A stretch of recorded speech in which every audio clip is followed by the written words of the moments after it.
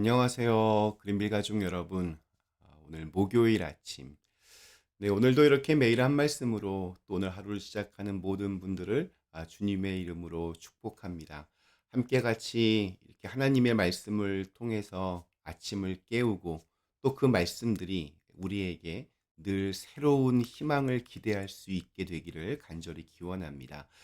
자, 오늘 저희는 누가복음 1장 우리 46절에서 50절의 말씀으로 함께 오늘 이 아침을 시작하도록 하겠습니다. 누가복음 1장 46절에서 50절의 말씀. 마리아가 이르되 내 영혼이 주를 찬양하며 내 마음이 하나님 내 구주를 기뻐하였음은 그의 여종의 비천함을 돌보셨습니다. 보라 이제 후로는 만세의 날을 복이 있다 일컬으리로다. 능하신 이가 큰 일을 내게 행하셨으니 그 이름이 거룩하시며 긍휼하심이 두려워하는 자에게 대대로 이르는도다. 아멘. 네, 우리 오늘과 내일은 마리아의 찬양으로 알려진 참 귀한 말씀입니다. 우리가 쉽게 예상할 수 있듯이 지금 마리아의 상황과 처지는 그리 녹록지가 않습니다. 그녀를 향한 예언은 이제 그녀의 인생이 원치 않는 소용돌이에 빨려 들어갈 것을 의미하고 있습니다. 자, 그런데 그녀는 그런 주님의 계획을 지금 기쁨으로 찬양하고 있습니다. 마리아가 이르되 내 영혼이 주를 찬양하며 내 마음이 하나님 내 구주를 기뻐하였음은 그의 여종의 비천함을 돌보셨습니다. 보라 이제 후로는 만세의 날을 복이 있다 일컬으리로다. 마리아는 자신을 찾아와 주시고 또 자기를 통해서 메시아를 이 땅에 오시게 하는 하나님을 지금 구주라고 고백하며 그 하나님을 기뻐한다고 고백하고 있습니다. 네, 신앙의 힘은 이렇게 하나님을 기뻐하는 데에서 옵니다. 이러한 찬양과 기쁨의 이유가 무엇인지에 대한 설명이 뒤이어 나옵니다. 여종의 비천함을 돌보셨다는 것입니다. 예, 여종은 지금 자기를 낮추는 표현입니다. 마리아는 실제로 그런 처지였습니다. 공주나 여왕이나 귀족의 딸이 아니라 지극히 평범한 가정의 딸입니다. 더구나 당시의 여자는 남자에 비해서 훨씬 이렇게 낮게 평가가 되었습니다. 예, 비천한 존재인 자신을 돌보시는 하나님으로 인해서 그녀는 지금 기뻐하고 있습니다. 그리고 한 걸음 더 나아가서 나를 복이 있다 일컬을 것이라고 그렇게 자신 있게 말합니다. 그것도 이제 후로는, 이제부터는 이런 말을 덧붙이면서 말입니다. 만약 우리가 마리아라면 이제부터 큰일 났다 이렇게 말했을지 모릅니다. 이제부터 정말 내 삶은 피곤해지겠다, 어려워지겠다, 힘들어지겠다.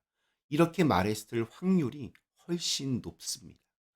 처녀인 자신이 아들을 낳게 되면 돌에 맞아 죽을 수도 있었기 때문입니다. 자, 그런데 그녀는 이제 후로는 모든 세대로부터 복이 있는 여인으로 칭송을 받게 될 것이라고 그렇게 말합니다. 그런데 더 기가 막힌 것은 그것이 스스로 애써서 이렇게 자위하는 표현이 아닙니다. 우리 표준세 번역 성경은 이 부분을 모든 세대가, 그러니까 다른 사람 모두가 나를 행복하다고 말한다. 이렇게 번역하고 있습니다.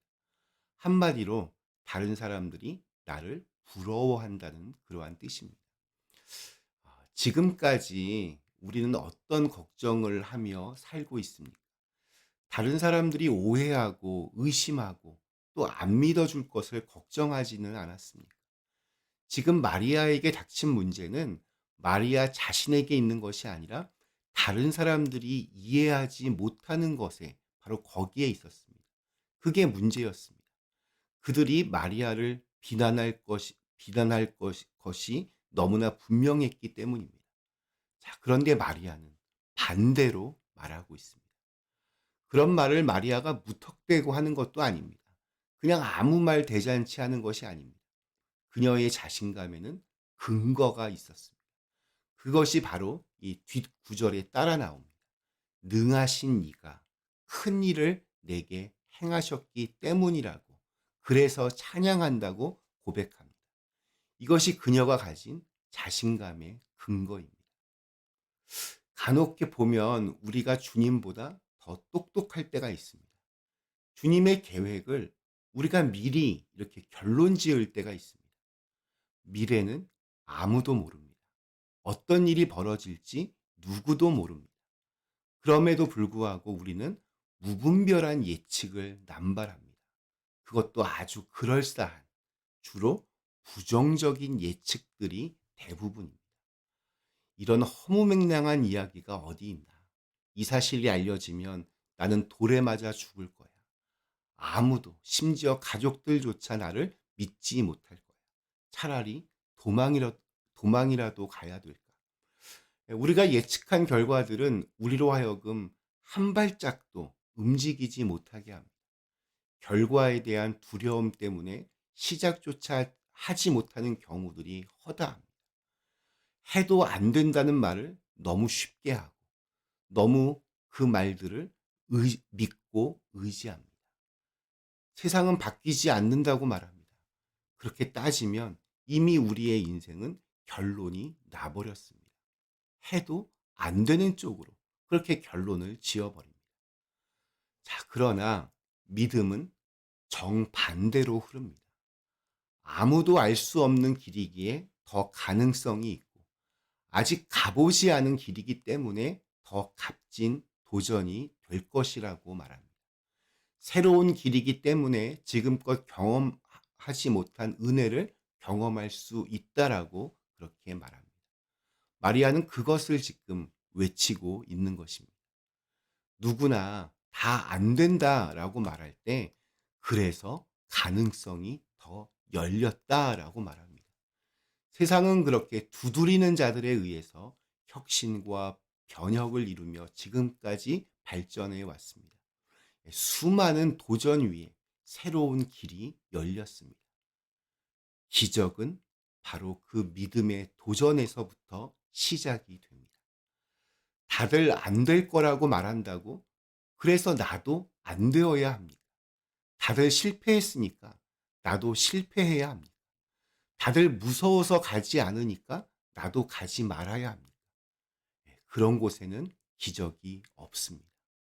놀라우신 주님의 도우심도 없습니다. 능하신 하나님의 역사하심도 일어나지 않습니다. 우리가 하나님께 어떤 불평과 원망을 할 때 흔히 Why me? 왜 납니까? 이렇게 말합니다. 그런데 오늘 말씀에 근거하면 Why not me?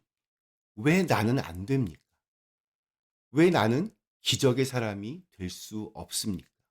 왜 나는 주님의 역사를 쓸 수 없습니까? 왜 나는 새로운 길을 만들어 갈 수 없습니까? 왜 나는 비난을 환호로, 손가락질을 부러움으로 바꿀 수 없습니까? 왜 나는 능하신 하나님의 도우심을 받을 수 없습니까? Why not me? 왜 나는 안 됩니까? 당연히 나도 할 수 있습니다. 내가 창조주 하나님이 나와 함께 하시고 또 그분의 거룩하심과 자비가 나를 감싸면 무엇이든지 나는 할 수 있습니다. 오늘 우리에게 주신 하루가 그런 하나님의 역사를, 하나님의 기적을 만들어 가실 수 있기를 간절히 기원합니다. 잠시 함께 기도하시겠습니다. 자비하신 하나님, 마리아의 찬양이 너무나 귀하게 다가옵니다. 우리들도 이 마리아처럼 능하신 하나님의 손에 의지하여서 담대하게 우리의 걸음을 내딛게 하여 주시옵소서. 두려움 없이 담대하게 주님이 나와 함께 하심을 믿고, Why not me? 왜 우리가 기적의 주인공이 될 수 없겠습니까? 그 기적의 역사를 써내려가는 오늘 하루가 되게 하여 주시옵소서. 예수님의 이름으로 간절히 기도드리옵나이다. 아멘.